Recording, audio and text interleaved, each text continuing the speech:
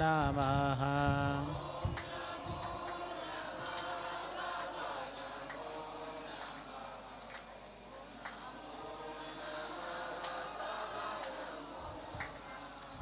ॐ नमो नमः। ॐ नमो नमः।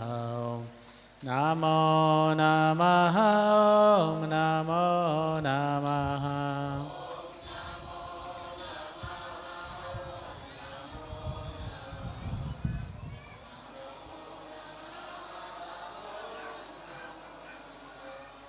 ॐ देवराहाय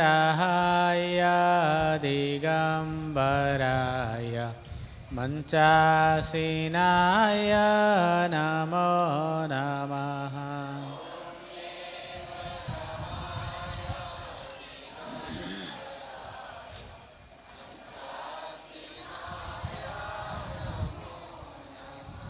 ॐ देवराहाय दिगम्बराय मञ्चासीनाय नमो नमः।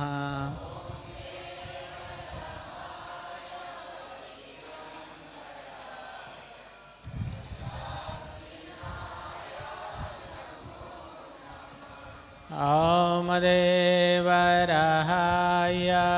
दिगम्बराय मञ्चासीनाय नमो नमः।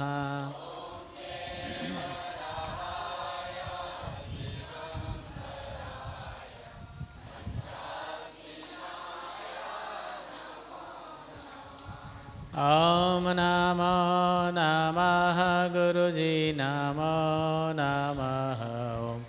नमो नमः गुरुजी नमो नमः।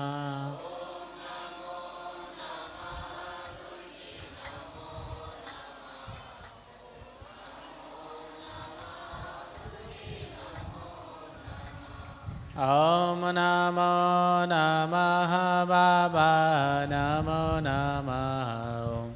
नमो नमः बाबा नमो नमः।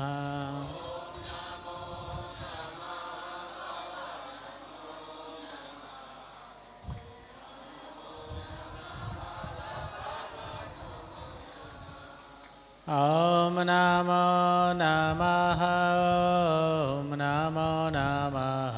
ॐ नमो नमः। ॐ नमो नमः।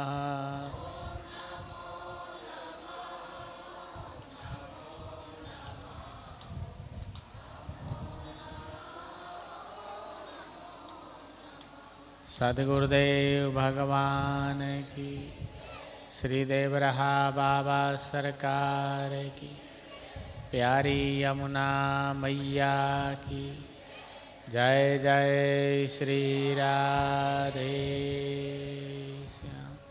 हर हर महादेव शंभो। मिहिर दादा को बुला लो। आया है मिहिर दादा इधर? मिहिर दादा, उनको यहाँ बुला लो बेटा। उधर से घूम के उधर से आ जाइए। राधे राधे।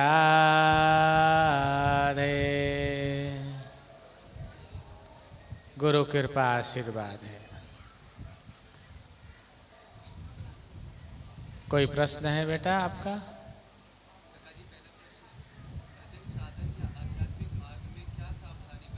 माइक लेके बोलो।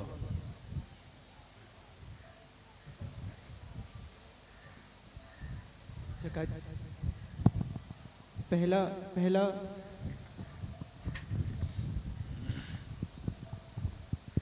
राधे राधे। पहला प्रश्न है, भजन साधन या आध्यात्मिक मार्ग में क्या सावधानी? मुंह करके बोलो। पब्लिक की तरफ मुंह कर लो। पहला प्रश्न है, भजन साधन या आध्यात्मिक मार्ग में क्या सावधानी बरतनी चाहिए? कुर्सी चाहिए? कुर्सी बैठने का लिए चेयर चाहिए या नीचे बैठेगा? और पीछे वहाँ बैठ जाइए आप। हाँ, आसन दे दो, आसन दे दो।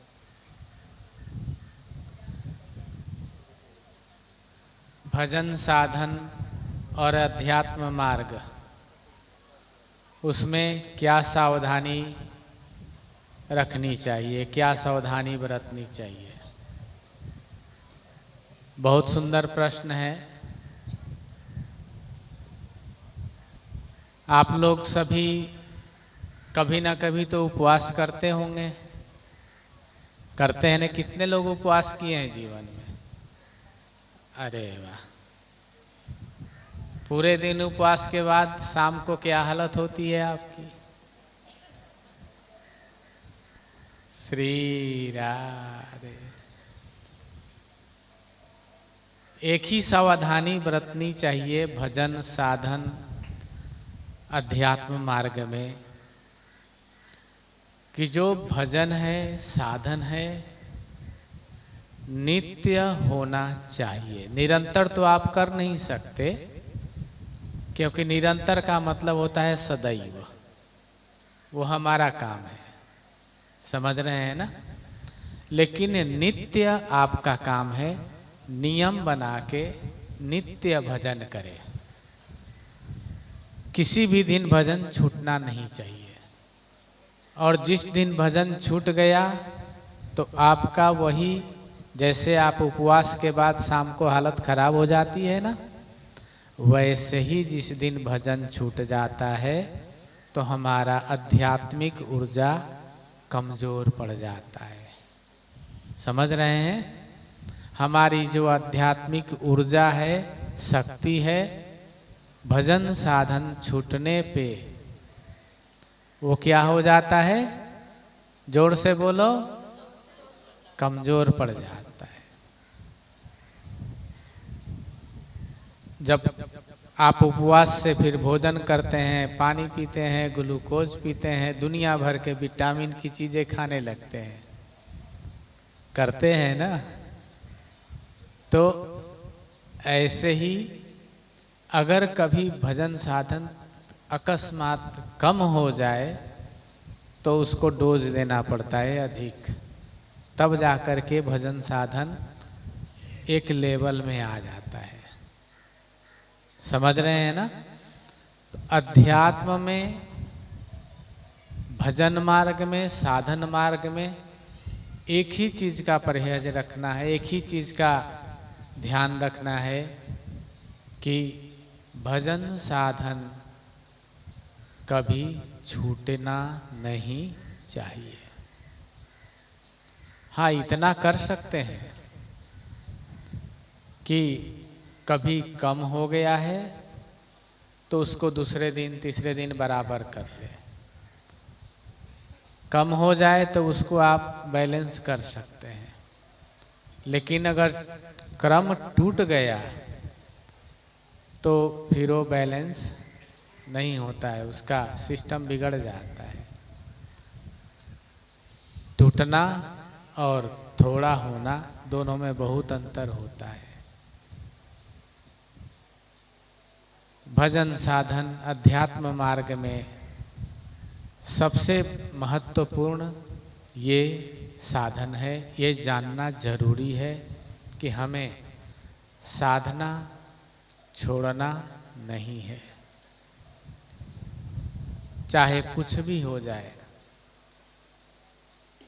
मनुष्य देखिए कितना, हम लोग का कितना सिस्टम भी बना हुआ है। घर में, परिवार में, गोत्र में किसी भी व्यक्ति का मृत्यु हो जाता है, उस दिन भी भोजन करते हैं। समझ रहे हैं ना?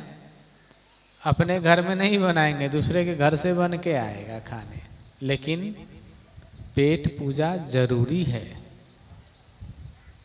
क्यों जरूरी है? नहीं खाएंगे तो फिर कमजोर पड़ जाएंगे। समझ रहे हैं ना?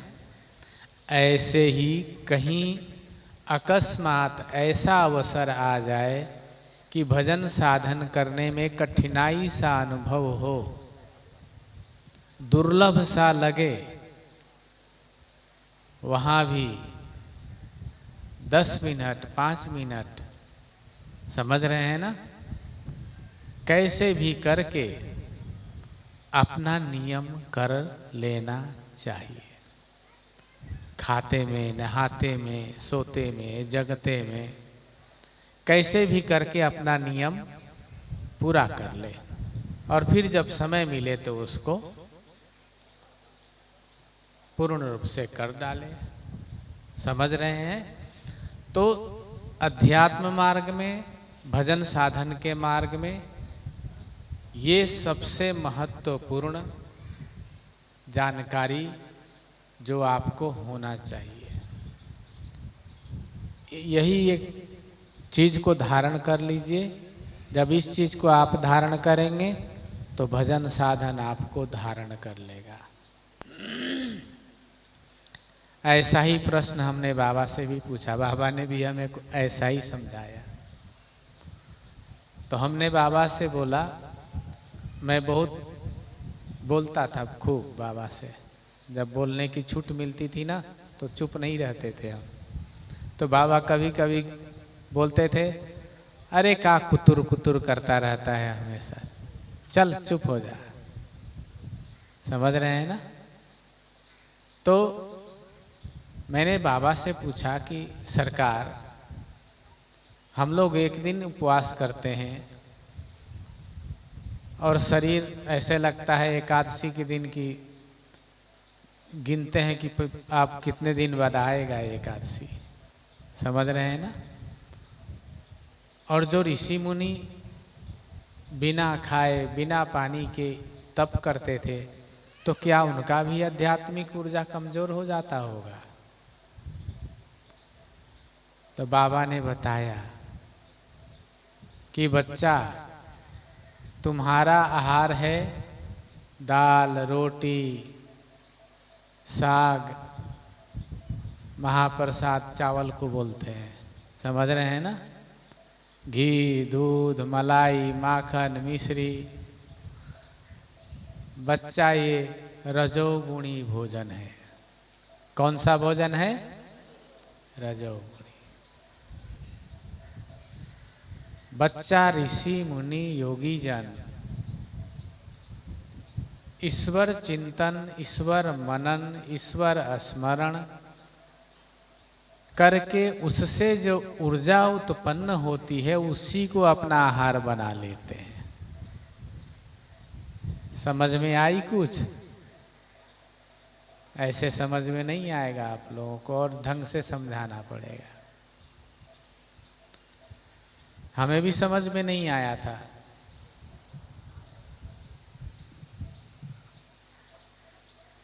जमीन के अंदर, पृथ्वी के अंदर गेहूं, धान या कोई भी बीज बोया जाता है। बोने के बाद उसमें प्राकृतिक ऊर्जा उत्पन्न होता है और वो एक पौधा का रूप धारण करता है। ऐसे ही होता है ना? फिर उसको सींचते हैं, खाद पानी देते हैं, तो उससे हमें गेहूं, चावल, दाल ये सब प्राप्त होता है।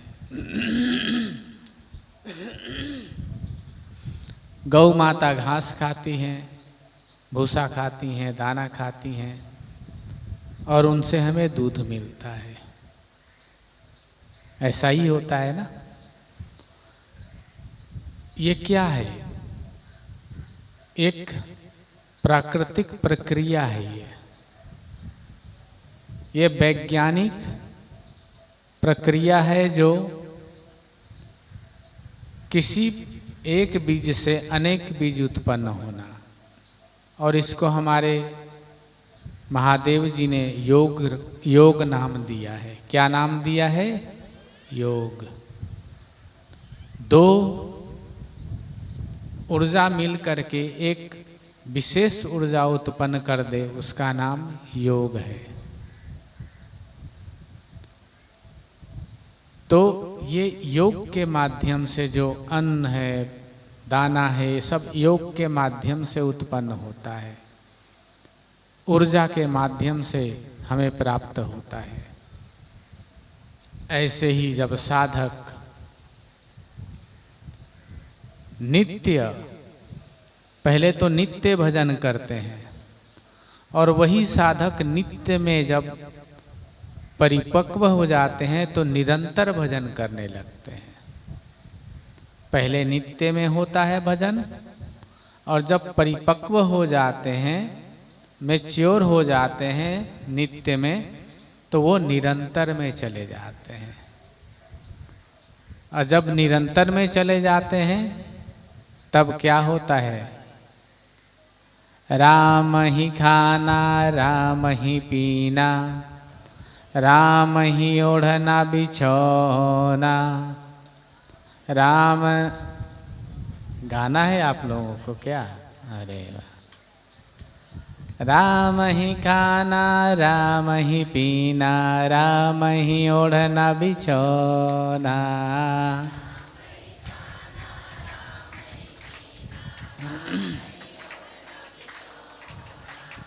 राम नाम है सत्य प्यारे, बाकी खेल खिलौना।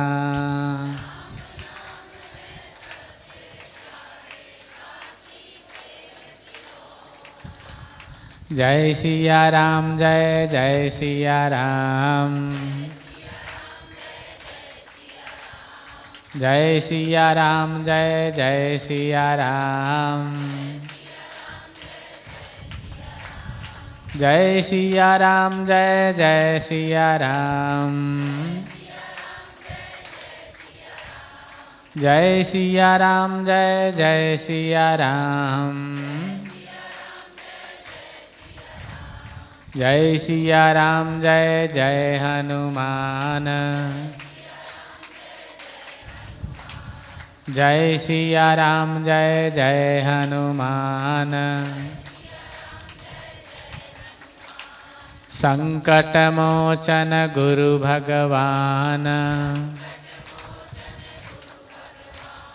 संकट मोचन गुरु भगवान। जय सिया राम, जय जय सिया राम। जय सिया राम, जय जय सिया राम।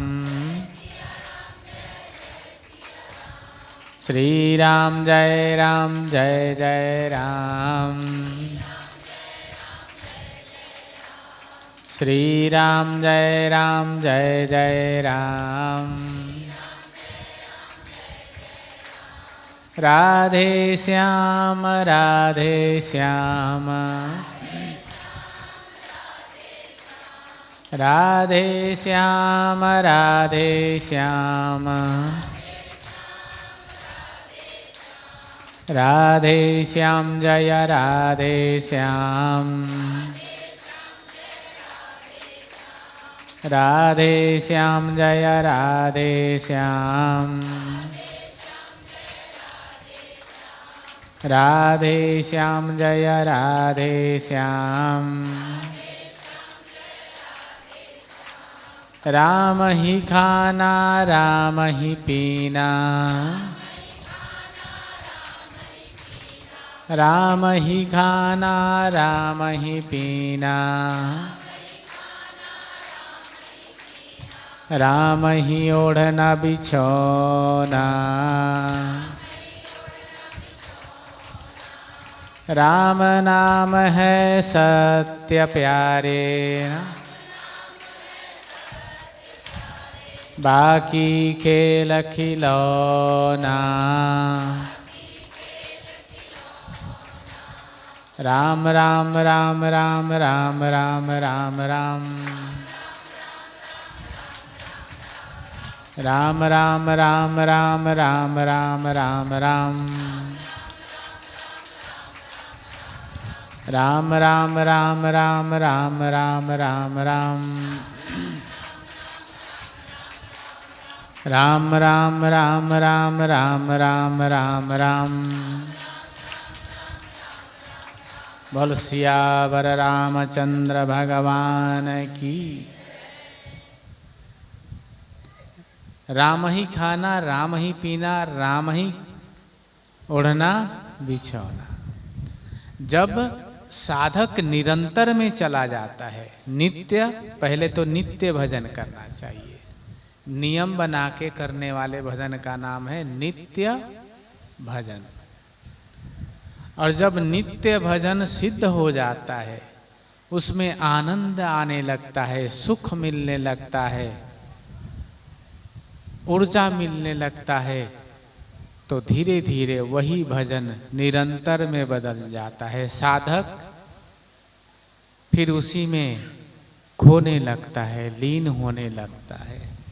और जैसे जैसे वो लीन होगा, वो निरंतर में प्रवेश कर जाएगा।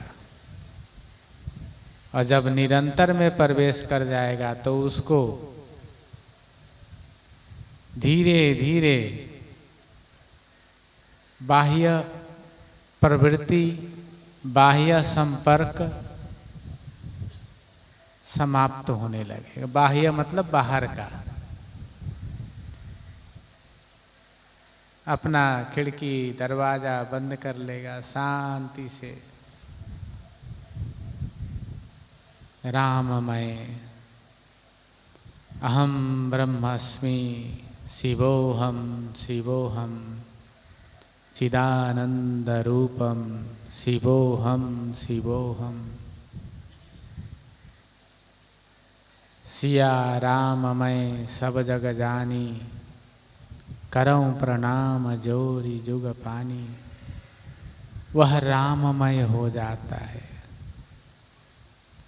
जब साधक निरंतर में चला जाता है और उसकी चित्तवृत्ति, मनोवृत्ति, बुद्धि वृत्ति, अहंकार वृत्ति, इंद्रियां वृत्तियां, ये सब जब राममय हो जाती हैं तो उसका आहार भी राम ही बन जाते हैं। और वो आहार कैसे बनेंगे?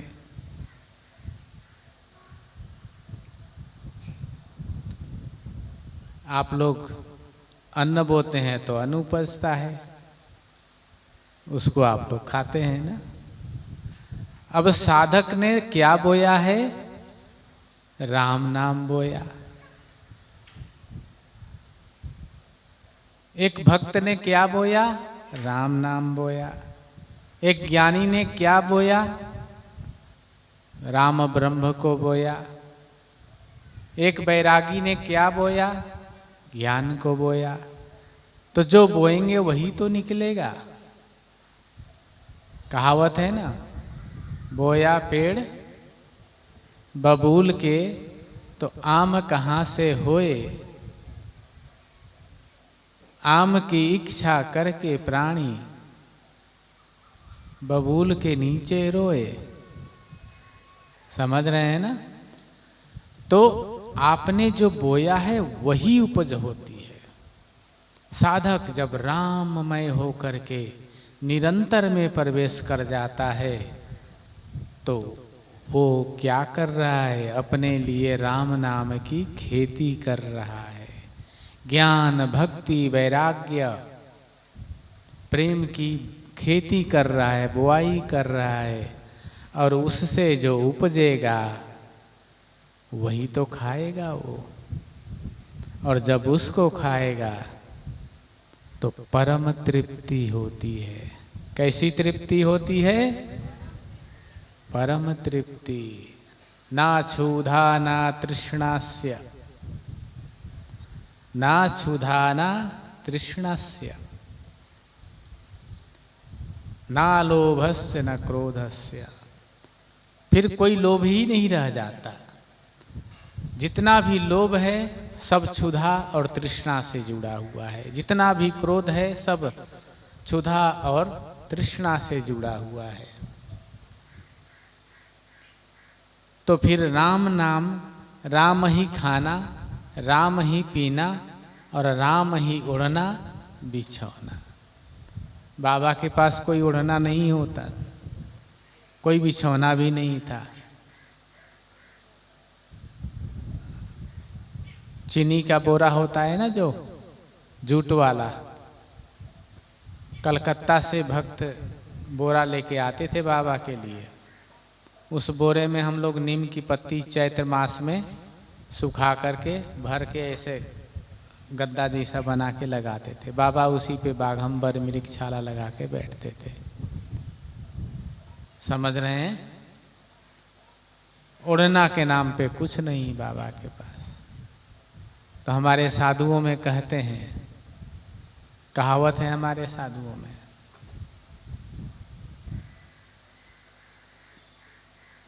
आकाश मेरा ओढ़ना, धरती मेरा बिछौना। आकाश है ओढ़ना, धरती है बिछौना। ये हमारे आकाश वृत्ति, समझ गए ना? तो हम लोग साधु में चलते चलते बोलते हैं धरती बिछौना, आकाश ओढ़ना, धरती बिछौना। ये सब हम लोगों में कहावत थी। बचपन में हम लोग खूब बोलते थे इस बात को। अब तो रजाई है, ठंडी लगे तो ओढ़ लो, लेकिन रजाई के नीचे भी राम राम करते रहो। गर्मी तो राम नाम से ही मिलेगी। समझ रहे हैं ना? तो इस प्रकार से साधक का निरंतर में जब प्रवेश होता है तो उसका आहार भी अध्यात्म के ऊर्जा से उत्पन्न भगवत नाम, बीज मंत्र। देखिए बीज का बोला ना आप लोग, बीज बोते हैं धान का, गेहूं का। यहाँ हमारे यहाँ भी बीज होता है। उस बीज का नाम है बीज मंत्र। जब हम बीज मंत्र को अपने अंदर बो देते हैं तो उससे ऊर्जा उत्पन्न होता है, वही साधक का आहार बन जाता है। राम नाम भी तारक मंत्र कहा गया है। राम नाम को कौन सा मंत्र कहा गया? तारक। ये भी बीज मंत्र में, राम नाम भी बीज में ही आते हैं, क्योंकि राम नाम ब्रह्म नाम है। तो अध्यात्म में, भक्ति में, भजन में इसी बात का ध्यान रखिए आप कि कभी भी आपकी साधना टूटनी नहीं चाहिए। बाबा ने बताया कि बच्चा, ऋषि मुनि योगी जति, ये सब, अब बाबा कहाँ भोजन करते थे? उनका आहार भी वही था। समझ रहे हैं ना? हम तो खूब खाते हैं, खूब खाते हैं। मलाई भी ऊपर से दूध का अच्छा लगता है, दही, मलाई, माखन, भगवान का प्रसाद लेते हैं और भजन भी खूब करते हैं। समझ रहे हैं ना? खूब खाओ पियो, आनंद से रहो, नियम पूर्वक नित्य भजन करो, तुम्हारा बेड़ा पार हो जाएगा। खाओ पियो और भजन मत करो नित्य, तो बेड़ा पार नहीं होगा, बेड़ा डूब जाएगा। समझ गए ना? वहीं डूब जाएगा वो, और डूबे का कोई कौन निकालेगा उसको? तो गुरु महाराज जी के आश्रय लिया है आप लोगों ने। बाबा ने आप लोगों पे विशेष करुणा किया है। बाबा ने आप लोगों को अपना प्रेम दिया, अपनी आध्यात्मिक ऊर्जा दिया। अब आपको ये जानना चाहिए कि आध्यात्मिक ऊर्जा गुरु से कैसे प्राप्त होता है। किसी बच्चे ने हमें प्रश्न लिख के भेजा है, क्योंकि वो गुरु पूर्णिमा पे आ नहीं सकते। तो उन्होंने लिखा कि गुरुजी, गुरुदेव की आध्यात्मिक ऊर्जा कैसे प्राप्त किया जाता है। गुरु महाराज जी आप लोगों को मंत्र देते हैं। उस मंत्र में बीज भी होता है, इष्ट का नाम भी होता है। जिसको तारक या मंत्र राज कहते हैं। अगर आपको गुरु महाराज जी की ऊर्जा को अनुभव करना है, हाथ में माला झोली ले लीजिए, या माला झोली नहीं हो तो ऐसे भी नेत्र बंद करके चिंतन के द्वारा धारणा शक्ति को धारण करके जिस समय आपकी दीक्षा हुई है वहाँ पहुँच जाइए, और गुरु महाराज जी मंत्र बोल रहे हैं, आप उसको दोहरा रहे हैं। जैसे दीक्षा हुई है ना, वैसे ही वहाँ पहुँच जाइए। आंख बंद करके धारणा से मानसिक साधन के द्वारा गुरु महाराज जी जब दीक्षा दे रहे हैं या गुरु महाराज जी कभी मंत्र बोल रहे हैं तो उसके पास वहाँ पहुँच जाइए। और गुरु महाराज जी बोल रहे हैं ऐसी धारणा करिए, मानसिक उसको श्रवण करिए, और गुरु महाराज जी के बाद उसका उच्चारण करिए। जब आप ऐसा करेंगे तो गुरु देव की ऊर्जा उसी समय आपको प्राप्त होने लगेगा, विशेष ऊर्जा प्राप्त होगी आपको, आपको अनुभव होगा वो। समझ रहे हैं? इस प्रकार से गुरु महाराज जी की ऊर्जा को आप कहीं भी बैठ के प्राप्त कर सकते हैं। मैं नित्य प्राप्त करता हूं, आप भी करिए। और दूसरा तरीका है, गुरु महाराज जी ने जो मंत्र दिया है उस मंत्र का जाप कैसे करना है? ध्यानमूलं गुरुरमूर्तिं पूजामूलं गुरुः पदं मंत्रमूलं गुरुर्वाक्यं मोक्षमूलं गुरुः कृपा। गुरु मंत्र का जप करिए, गुरु महाराज जी का ध्यान करिए, उनके वाणी को अपनी चेतना में लाने की चेष्टा करिए। जब ऐसा करके आप जप करते हैं तो गुरु ऊर्जा से युक्त होते हैं, और यह गुरु ऊर्जा आपको अध्यात्म के परम गहराई में लेके जाता है। अत्यंत गहरे में पहुंच जाते हैं आप।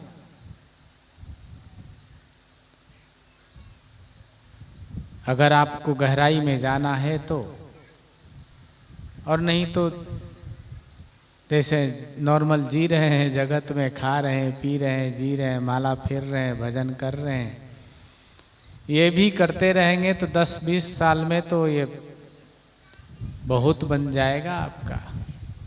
समझ रहे हैं ना? इतना तो बन जाएगा कि आपका बेड़ा पार हो जाएगा। समझ रहे हैं? इतना आपको मिल जाएगा कि आपकी गति सुंदर गति हो जाएगी।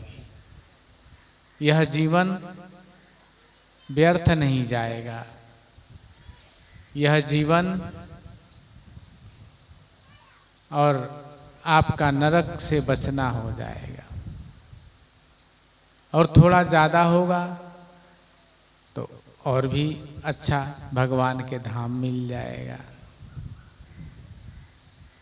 गुरु महाराज जी की पूर्ण सानिध्य मिल जाएगा।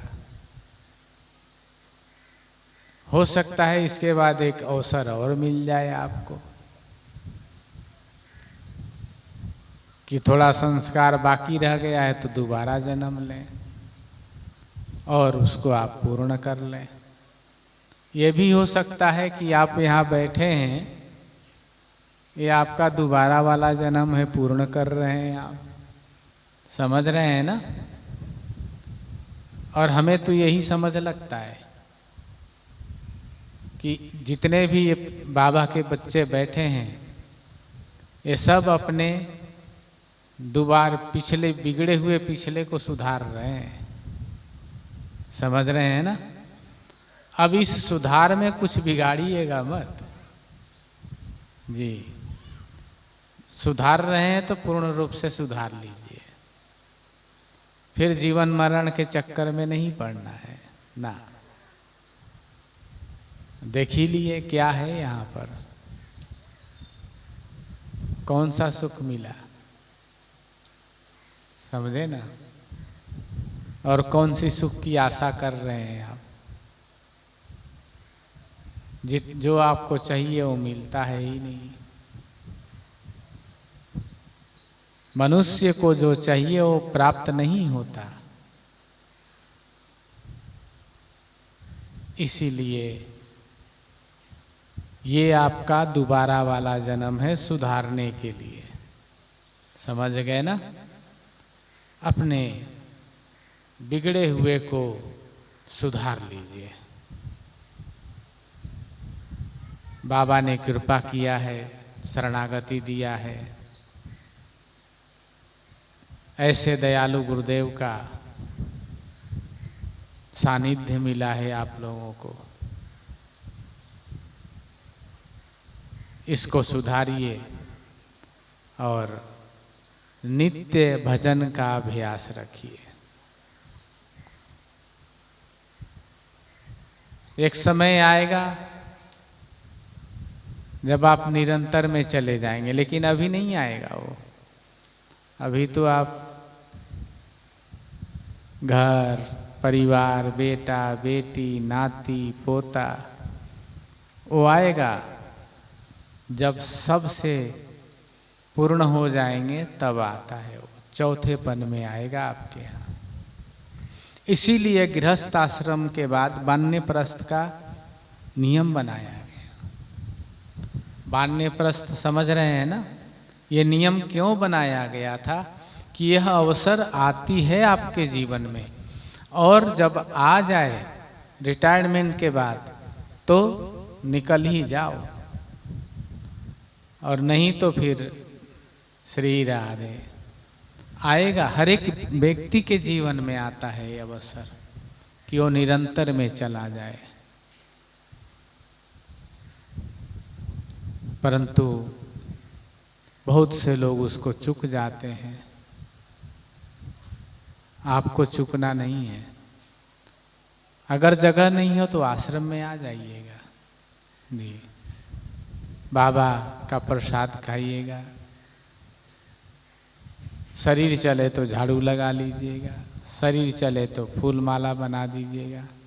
और मुख में हो राम नाम, राम सेवा हाथ में, मुख में हो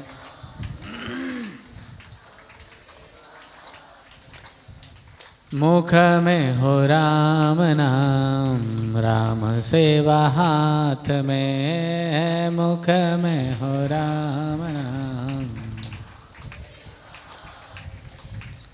तुम अकेला नहीं प्यारे, राम तेरे साथ में, तुम अकेला नहीं प्यारे, तुम अकेला नहीं प्यारे, गुरु तेरे साथ में, तुम अकेला नहीं प्यारे, गुरु तेरे।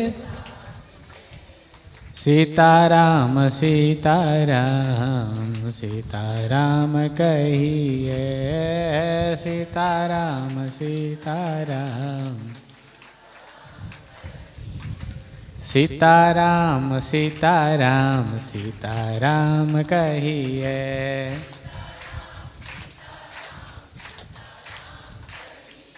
सीताराम सीताराम सीताराम बोलिए।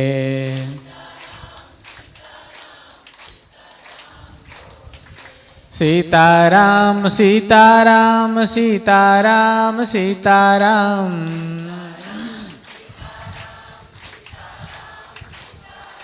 सीताराम सीताराम सीताराम सीताराम।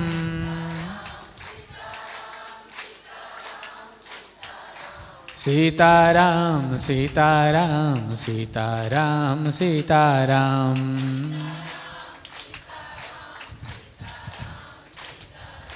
सीताराम सीताराम सीताराम जय सीताराम।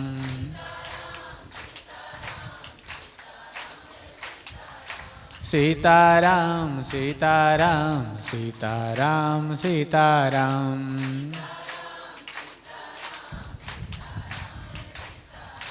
सीताराम सीताराम सीताराम सीताराम।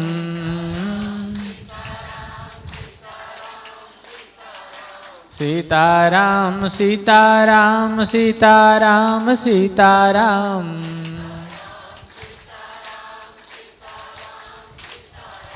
सीताराम सीताराम सीताराम सीताराम।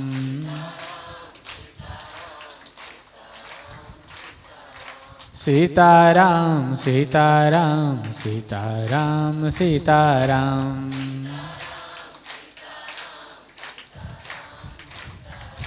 माता मेरी जानकी पिता मेरे राम जी। माता मेरी माता मेरी जानकी पिता मेरे राम जी।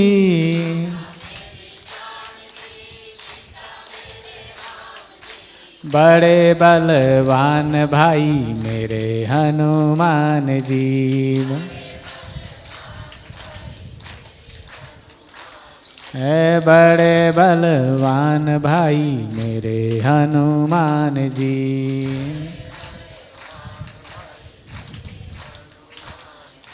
माता मेरी जानकी माता मेरी जानकी माता माता मेरी जानकी पिता मेरे राम जी।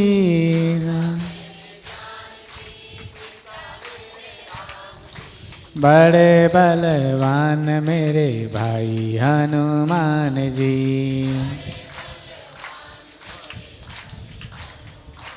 है बड़े बलवान मेरे भाई हनुमान जी।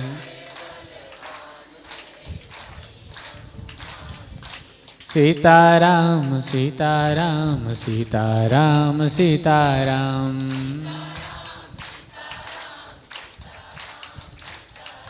सीताराम सीताराम सीताराम सीताराम।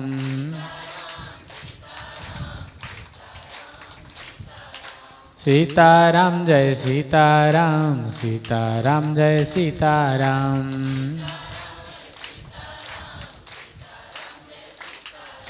सीताराम जय सीताराम सीताराम जय सीताराम।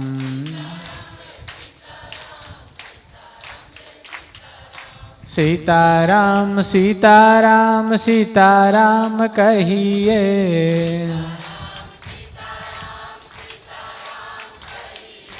सीताराम सीताराम सीताराम बोलिए।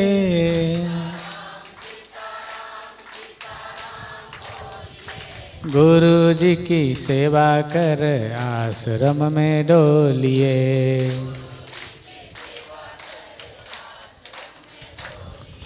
गुरुदेव की सेवा कर आश्रम में डोलिए।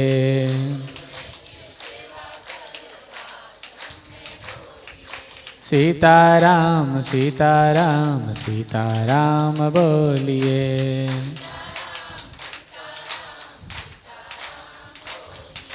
सीताराम सीताराम सीताराम बोलिए।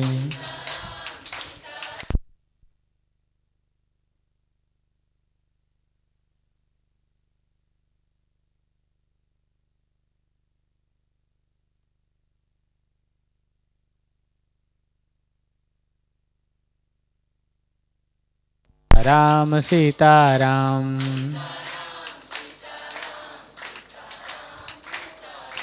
सीताराम सीताराम सीताराम सीताराम।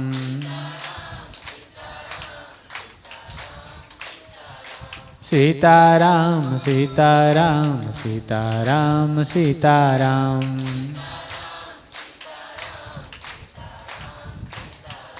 सीताराम सीताराम सीताराम सीताराम।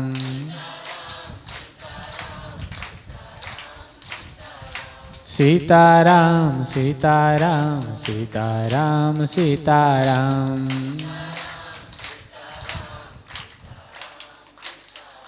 सीताराम सीताराम सीताराम सीताराम।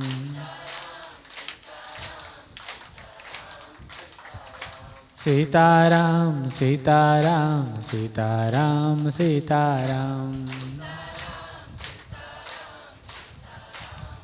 सियावर रामचंद्र भगवान की, हनुमंतलाल जी महाराज की, देवरहा बाबा सरकार की, प्यारी यमुना मैया की जय जय श्री राधे। हर हर महादेव। राधे राधे।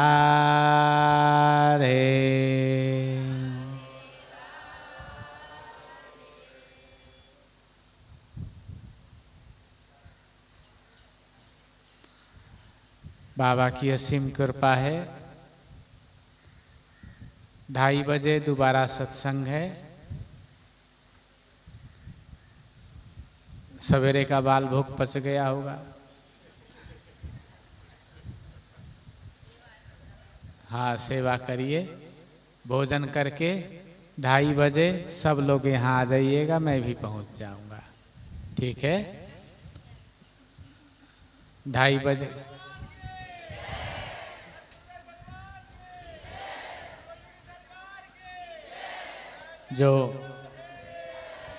जो भक्त लोग अभी आए हैं, मिलना चाह रहे हैं, वो आगे आए। और जो कल आए हुए हैं, रुके हुए हैं, सभी लोग रसोई में चले जाइए। सेवा आपके बहन भाइयों को भोजन करना है। आश्रम में जो